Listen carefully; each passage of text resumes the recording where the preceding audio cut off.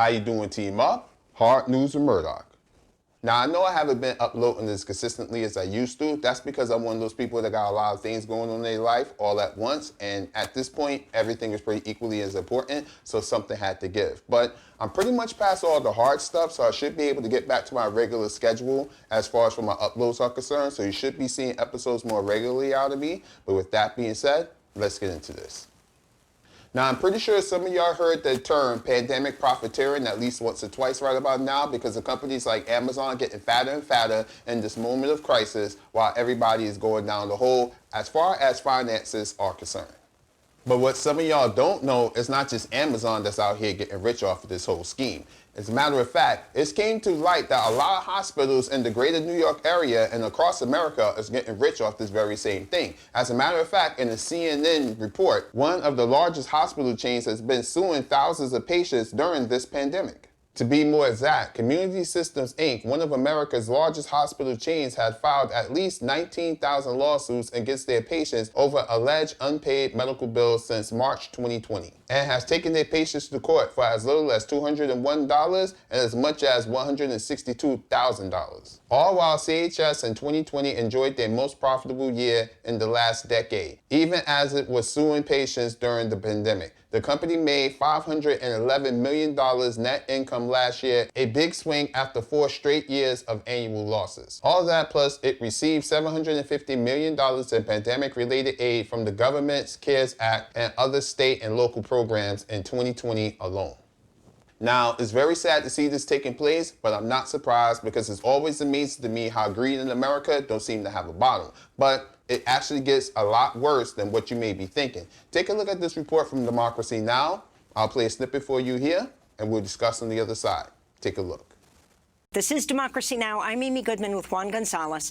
As the United States reports over 79,000 new coronavirus infections Monday, and cases continue to rise nationwide, even with the vaccines. We turn now to look at pandemic profiteering in the medical system. A new report by Kaiser Health News reveals some of the nation's richest hospitals recorded hundreds of millions of dollars in surplus over the past year after accepting federal health care bailout grants.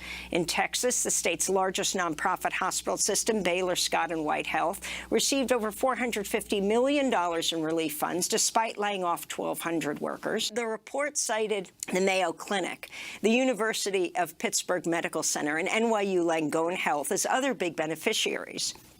Here in New York, the state's largest nonprofit health system, Northwell, received $1.2 billion in federal funds from the CARES Act. But Northwell, which is run by a close ally of New York Governor Andrew Cuomo, has faced intense criticism for suing over 2,500 patients last year for failing to pay their medical bills. It only stopped suing for medical debt after a report by the Community Service Society exposed the practice.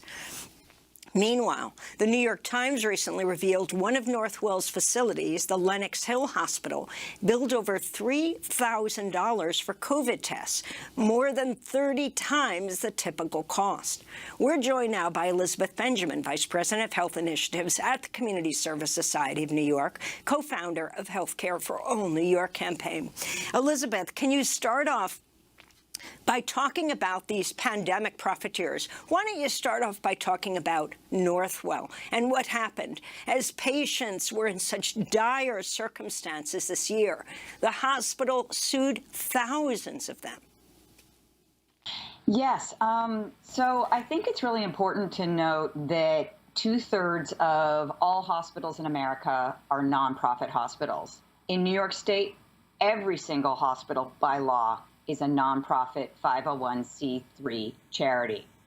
And we have to remember that the first tenet of medicine is to do no harm. There's a lot of talk in our healthcare system about putting patients first and social determinants of health, but this is not doing that. This is not taking care of patients first. Suing patients ruins their lives. It means you have to make decisions between paying your rent or paying a medical bill, putting food on your table or paying a medical bill. I think what our work has shown, and we've looked now at every single hospital in New York State and found that they have collectively sued over 50,000 patients, despite all being charities, and over 5,000 patients during the pandemic, is that there's a deep problem here with our so-called not-for-profit hospitals. And I think we really need to take stock as a country and say, look, either you get to be a charity and you get to raise money and not pay taxes and pull down billions of dollars. For example, $178 billion in CARES Act funding went to hospitals during the pandemic. You can get all that, but you must not sue your patients. Suing your patients hurts them.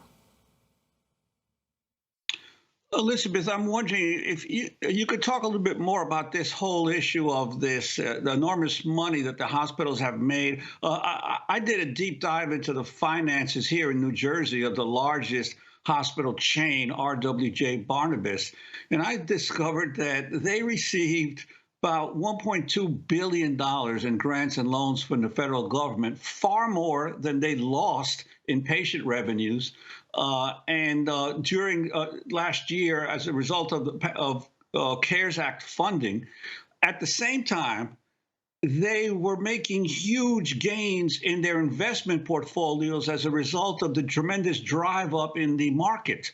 So they are sitting in far more. It's almost like the coronavirus became a financial windfall for the hospital, so opposed, as you say, nonprofit corporations.